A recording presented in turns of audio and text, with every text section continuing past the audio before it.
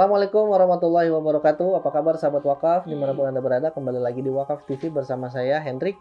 Kali ini kita akan membahas kisah tentang seorang pendeta yang telah memurtadkan ribuan umat muslim masuk ke dalam agama Kristen. Jadi pendeta ini setelah memurtadkan ribuan umat muslim, tapi tanpa disangka, Masya Allah, luar biasa, beliau malah memeluk Islam. Siapa beliau ini? Langsung saja ke ceritanya. Seorang mantan pendeta yang berhasil mendapat hidayah untuk menjadi seorang mu'alaf bernama Rudi Mulyadi. Bukan Dedi Mulyadi ya. Mantan pendeta Rudi Mulyadi tidak sendirian. Ia memboyong keluarganya untuk pindah memeluk agama Islam. Dahulu semasa menjadi pendeta, dengan keahliannya dalam berkhotbah, Pendeta Rudi Mulyadi berhasil memurtadkan sekitar 3.000 umat muslim. Namun muncul pertanyaan, kenapa pendeta yang hebat dan dapat membuat banyak orang menjadi murtad ini justru keluar dari agamanya? Sebelum memutuskan untuk memeluk agama Islam, Rudi yang notabene seorang pendeta mendapat kecaman keras dari pihak gereja. Pihak gereja menanyakan alasan kenapa seorang pendeta ulung seperti ini bisa masuk Islam. Anaknya yang bernama Yesi mengatakan, ayah saya mantan pendeta, ia memutuskan untuk masuk Islam. Banyak sekali pihak-pihak gereja yang meminta keterangan beliau, istilahnya untuk berkonfirmasi. Selain meminta keterangan, pihak gereja juga mendatangi rumah Rudi Mulyadi. Seperti kesaksian yang disampaikan Yesi atau anak dari Rudi Mulyadi dalam video teaser tersebut. Yesi mengatakan, pada waktu itu ada pihak gereja yang datang ke rumah. Kita semua sudah panik karena takut terjadi hal-hal yang tidak diinginkan. Tetapi alhamdulillah, saya melihat papa saya masih tenang. Yesi pula mengungkapkan apabila setelah masuk Islam, ayahnya menjadi lebih tenang, tidak mudah terpancing emosi dan perkataannya yang kurang enak didengar.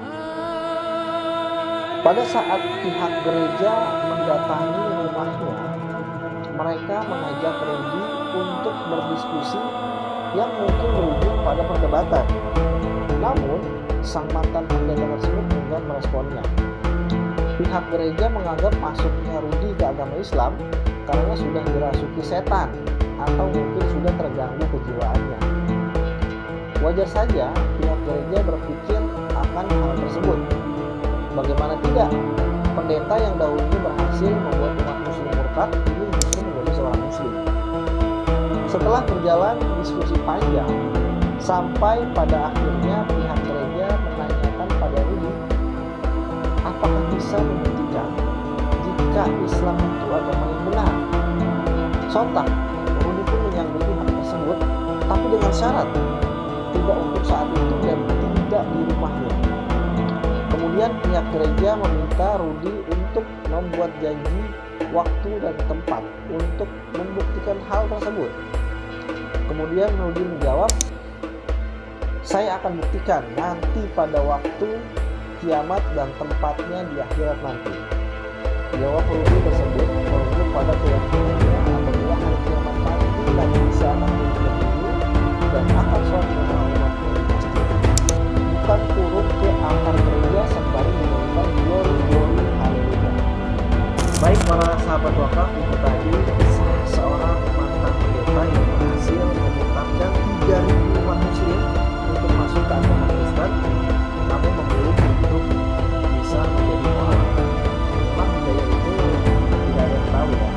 Pasti ketika Allah menghendaki kepada seseorang, mau dengan banyak rintangan dan tantangan seperti apapun, pasti sampai hidayah itu kepada orang tersebut. Maka dari itu, bagi kita yang memang sudah Islam dari kecil, mungkin seharusnya lebih banyak lagi bersyukur, kemudian lebih giat lagi beribadah, dan lebih semangat lagi untuk bisa berdakwah. Karena memang kita sebagai seorang muslim yang memeluk agama yang benar, itu hanya ada dua pilihan, langsung masuk ke surga ataupun masuk neraka dulu baru ke surga. Nah, selain Islam, selain agama Islam, mereka itu akan kekal abadi di neraka selama-lamanya. Mungkin kalau memang konten ini bermanfaat, silahkan share ke teman-temannya. Jangan lupa tinggalkan komentar. Boleh kok kritik, boleh saran, silahkan. Karena kritik itu kami butuhkan untuk bisa memberikan evaluasi dan membangun daripada konten-konten dakwah kami ini. Bagi yang belum subscribe, silahkan subscribe channel kami agar kami semakin semangat untuk memberikan konten-konten yang edukatif dan informatif. Terima kasih. Assalamualaikum warahmatullahi wabarakatuh. Jadi salah satu hambatan di jalannya, ya ini nih. Nah ini salah satu.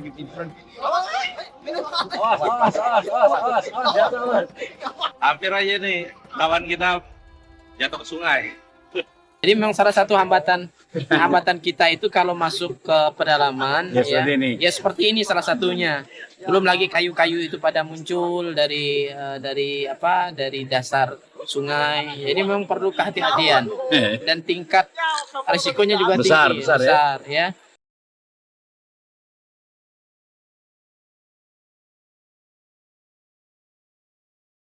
Ya begini kondisi ketika kita masuk ke pedalaman Sintang, Kalimantan Barat, kita memang harus bisa membaca kondisi sungai, kondisi alam. Kalau pada saat air naik, kita aman. Pada saat air surut, maka kondisinya kita harus berhati-hati. Pada siang hari ini kita akan berangkat menuju Desa Mentatai. Dalam perjalanan insya Allah bisa ditempuh nanti bersama dengan tim kurang lebih 6-7 jam. Pada malam hari nanti kita akan bertemu dengan warga umat Islam yang ada di pedalaman Desa Mentatai.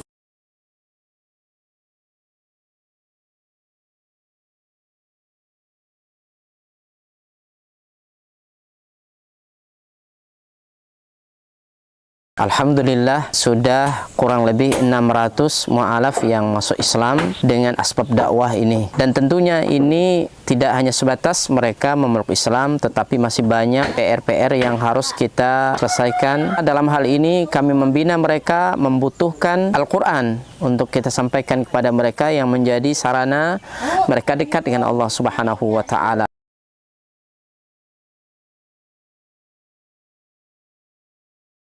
Kami berharap dan mengharapkan bantuan dari seluruh kaum muslimin untuk mensupport dakwah ini dengan berwakaf Al-Quran di Badan Wakaf Al-Quran. Luar biasa.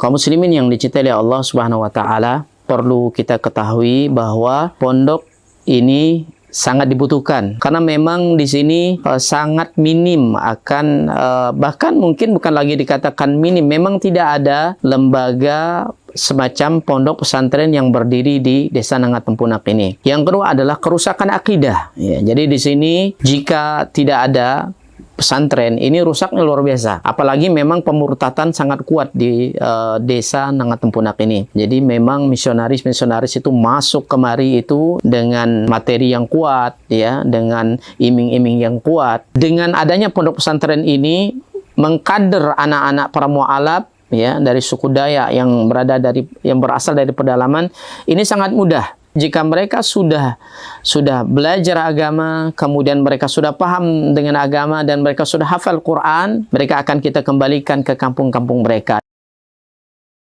Kita sekarang sambil melihat lahan atau tanah yang akan kita bebaskan untuk pembangunan atau perluasan pondok tahfiz Quran Cahaya Tempunak. Lokasi ini adalah lokasi yang bebas daripada banjir, dan luasnya kurang lebih 4 hektar, dan insya Allah di sini nanti akan kita bangun sarana ibadah, kemudian sarana untuk tinggal mukimnya para santri, kemudian aula belajar dan pertemuan para santri. Dengan demikian ini akan membantu dakwah dan memaksimalkan dakwah di pelosok pedalaman Sintang, Kalimantan Barat. Kami mengajak kepada seluruh kaum muslimin untuk mensupport, membantu dakwah ini dengan menyiapkan donasi dan wakaf terbaik melalui Badan Wakaf Al-Quran, dan semoga apa yang kita korbankan di jalan Allah SWT, harta kita, lelahnya kita, semua akan Allah berikan ganti dengan ganti yang lebih baik, kemudian diberikan balasan dengan balasan yang terbaik. Dan kami mendoakan semoga antum semua dijaga oleh Allah SWT dari seluruh musibah baik dunia maupun akhirat. Barakallahu fikum. Assalamualaikum warahmatullahi wabarakatuh.